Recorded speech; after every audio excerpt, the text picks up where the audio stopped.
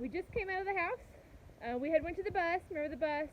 We've come to the house to drop off Caleb, and now we're going back for our walk again. Scout really likes to try to go quickly up and down those stairs. It's important that he does not cut us off, that he walks calm, cool, and collected up the stairs. It's just going to cause someone to get hurt by him jerking or pulling. So remember, I'm just using those flicks for my 5 tools. There you go. We're going to stand out front here. He got a little excitable. Here he's crossing over. I'm just going to let him cross and feel how awkward it is back there by my feet. He got a little excitable when another friend was getting dropped off as we were going back from the bus. So when I see a weakness, I really just want to work on it. So we're going to chill here and hopefully some more friends come and get dropped off this morning. I'll go ahead and answer some questions while we're chilling here that Murphy's owners had.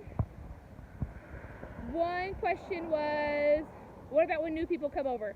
We actually had a new person come over yesterday. Oh, perfect. Here comes the car. And he stayed on his bed. I had to correct him a couple times and have him put his bum down. But he started growling under his breath. So the thing to remember is at all times he's either on his bed or in his reflection space. So he has to have his bum down. Hi! No, you're totally good. We're just practicing not reacting to other dogs. So this is perfect. Yeah. So. Oh my goodness. I know! They look like little mini. Murphy looks like a mini version. So I don't know if you could hear Murphy. He kind of like did some half woofs under his breath. But he did a really good job about just chilling. He's still in that seated position. You can see he's very much so looking. And he started to do a gruff, so I'm going to turn around and walk away and make him walk back again calmly. Being vocal is not okay. We're not going to bark about it. We're going to be calm about it. So we're just going to go back up again. Sit right back in our spot. Lifting up the weight of an apple until he puts his bum down. If you remember earlier, he was doing really good about this. Right now we just have a really big distraction, so that bum is up for a while. That's okay. He's learning, right? We have another car pulling in. This one doesn't have a dog in it, though.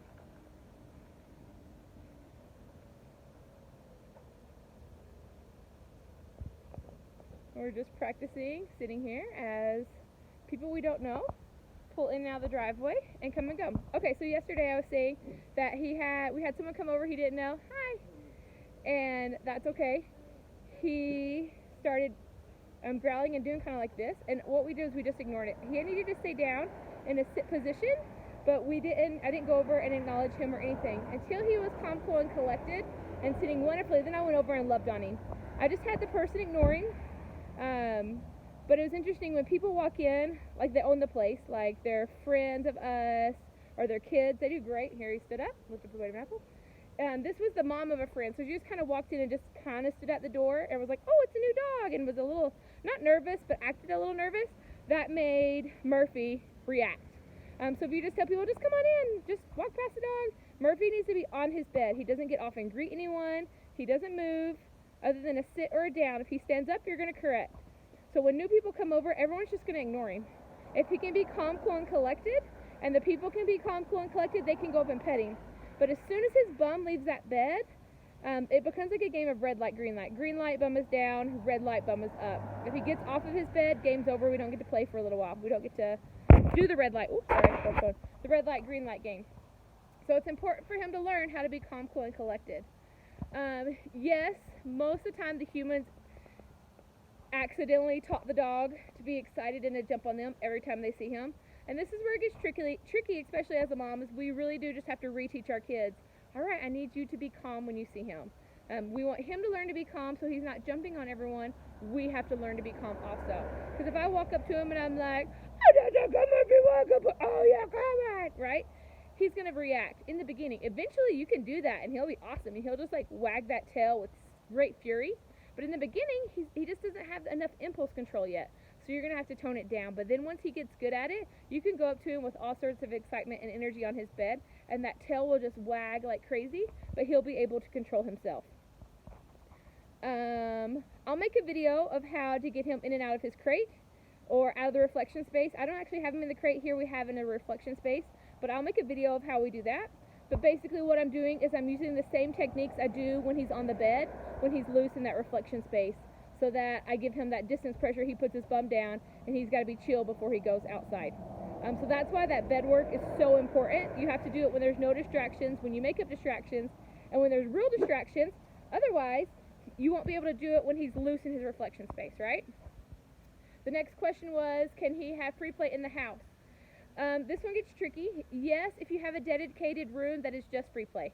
Like I have some people who have like a upstairs room that they're not using, or a downstairs basement, and that can be free play. But you would not use a space that you're in all the time. Like I wouldn't do in my house, I wouldn't do the kitchen, living room, anything on that main level, because I'm only setting him up for failure by teaching him this is a rowdy place and this is a calm place. It'd be like putting a trampoline in the middle of your living room but telling your children not to jump on it unless you tell them to, right? It just gets hard. You're setting a dog up to lie and cheat and steal, because when you're not looking, he's gonna do those things because that trampoline's in the living room, right? I only speak from experience because I put a trampoline in the living room.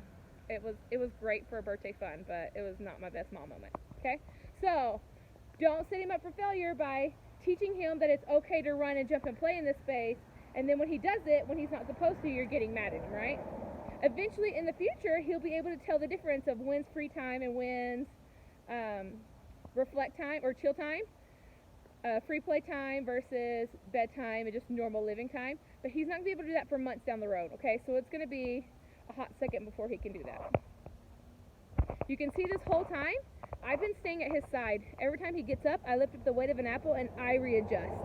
I need him to learn that this is where he feels comfort. Nice loose leash, sitting at my side. When he barks or gets antsy, we just lift that leash back up and he puts that bum back down. And he's getting better at regulating his own emotions, and that's what we want. I need him to learn how to regulate those emotions by putting him in the state of mind that I want him in and letting him see how good that feels. All right, we finished our training walk with Murphy. We're about to head back. And now we're doing the bed, and then we're going to head back to our reflection space before we go out for free play. You asked the question, how long in each station? There's no specific time. The free play can be anywhere from 2 minutes to 8 hours.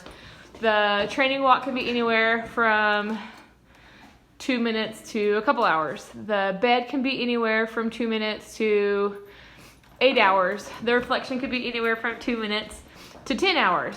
The trick is you're not going to do a 2-minute walk every single time and a bed 2 minutes every single time. You really want to make sure you're getting a good variety and spending a good chunk on the bed and on the walk. Those are your two biggest learning points. The reflection and the free play are just to kind of meet those physical needs. So we're hitting those, but we want to spend most of our time on the training walk and the bed. So example might be, I wake up first thing in the morning and I send Murphy out to go play for a couple minutes. Well, the time it takes me to take off my pajamas and put on my clothes. So he's out there for 3 or 4 minutes, using the bathroom, getting those first wiggles out. And then I'm gonna leash him up, and it's cold and dark and rainy, so I'm actually just gonna leash him up to me, and I'm gonna do my walk in the house while I wake up all my children, and that would take me actually quite a bit of time, but wake everyone up and kind of get things moving. But remember, even if I'm walking in the house, it is a short but loose leash right at my side. We're not jumping. When I stop, he stops and puts his bum down. That's all the same things we do outside, but we just do it inside.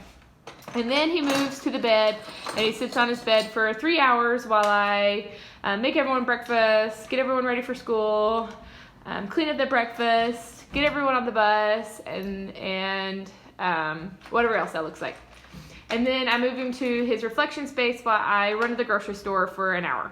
And then when I come back, I put him outside while I put away all the groceries and start something in the crock pot. And then I take him for a walk, and we do our training walk as we go pick up the kids from the bus stop or from school. And then he'd be back on his bed for a few hours while I help everyone with homework. Does this make sense? So you're gonna couple it in with your day, but there's no specific time. You need to hit each of those: free play, training walk, bed, reflect, and try in that order as best you can, those 4 orders. but it doesn't have to be a specific amount of time. If the bed needs to be 2 minutes because your walk was extra long and we just do a couple minutes on this bed, it's about the quality. How is my walk doing? When I'm walking through the house, am I really working on those 5 tools and helping him, or am I just letting him drag me or him around? It's not successful. You actually hurt the training instead of helping the training, right? If when he's on the bed for 2 minutes, I bang pots and pans and I get the kids to run and scream and we really work on keeping that bum down, that's an awesome 2 minutes. That's great. So just knowing that it's how well you do in that area, not how long it is necessarily. So we're going to chill here for a little while, and then I will show you how I get him out of his reflection space. So here we are with Murphy in the reflection space. Let me go back out again. I came in the back door. And so this is reflection space. So I'm going to come in. If he was to jump, which he's been doing a little bit, he went to his bed like a wonderful good boy. That was very good, but that doesn't help my video. You can have multiple beds. So like we have one in the reflection spaces, and we have, hey Scott, was that you? We have one in his reflection space, and we have one in the kitchen. I could also move around if I needed to. If he were jumping on me, I'd apply distance pressure. Distance pressure is just like what we do on the beds, where I walk up, just like he sat down. So my body is just here facing him. He put his body down. To go out the door, I'm going to back him up. I'm going to apply distance pressure again until he puts his bum down. I'm just going to stay at his face. He knows what it means because we practice it on the bed. I'm going to open the door. Remember how we practice the door every time on the leash, right? So this is, see how all the dots are connecting, right? I need to be able to open this door, and the only way he gets out is when I grab his collar or his leash and I let him go out. So that's how come the leash is so important with going in and outdoors, and why that distance pressure on the bed is so important, because we're in a free space. If Murphy was naughty out here in the yard, I could correct him just by doing distance pressure. So he's in on probably like less than a quarter of an acre is where he's with his friends, and we're able to correct him on a quarter of an acre running around with friends because we're able to apply that distance pressure. So we work with that. So distance pressure is really important, and so that's how we work with it. It'd be the same thing if it's the kennel. No, you're going the other way. Good boy. I'm glad you're being so patient. If we had a kennel, we would do the same thing. So let's say this was the kennel door and he's on the other side. I'm going to go up and I'm going to apply that distance pressure. My body's up against him. I'm going to wait till he puts his bum down. Then I'd open the kennel door, right? I don't have a kennel sitting here. And then if he stood up, I'd close the door. I'd make like the noise. I'd stand up and apply distance pressure. And then I'd open the door again. It's just like how we play that red light, green light game with being on the bed and introducing people. Any of those things. So we're wanting to really, really work on being calm, cool, and collected. And you can see how all the other steps lead up to any situation that we're wanting to do. Here we are with Murphy. We're out for a walk. We have Caleb with us on his scooter riding around us. Remember, we're working on that nice loose leash. We talked about how the exercises we do from the leash training and the bed training flow over into all aspects of life, such as when Murphy is loose in the home or coming out of the crate, or new people are entering the home. It all just builds and builds on each other.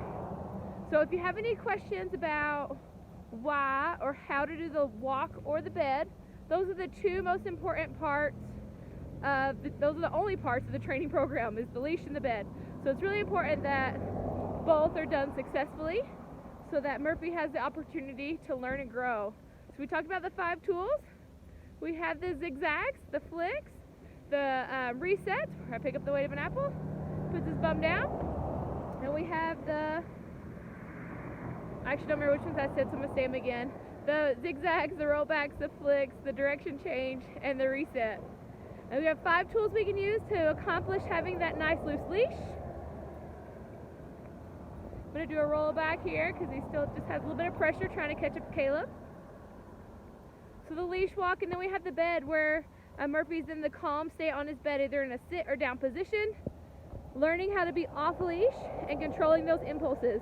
Learning how to take that distance pressure for correction, so we can correct him whether he's in the backyard playing or he is in his crate ready to come out. There we go. Nice loose leash. Doing better, taking slight corrections. Love it, Murphs. Here we are at the bus stop. We had to run to catch the bus. Murphy is kind of growling under his breath a little bit at the bus. It's going past. And we have a stroller across the street. Where's the stroller? It's across there. So what I'm doing is helping him stay in that calm, cool, collected position. I want him to stay with his bum down and just be calm, cool, and collected. So even though he's growling under his breath, I can give a little flick, but I'm not going to, what I'm going to do is give a little flick, or I could turn around and walk away, do a direction change, and come back. He didn't do it very long for me, but I could see him doing it for y'all at home.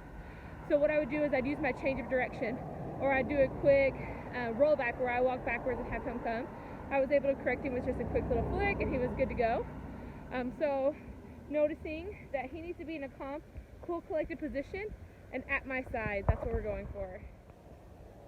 Here we are going for our walk still. We have some barking dogs on my left. Murphy's doing really good, but you can see as the days go on, he's getting more brave and starting to push, which I love because that's what he's going to do at home. So I need to video those moments so that you're able to know how to work with them at home too. So remember from the very first day, the hand position, where that's at.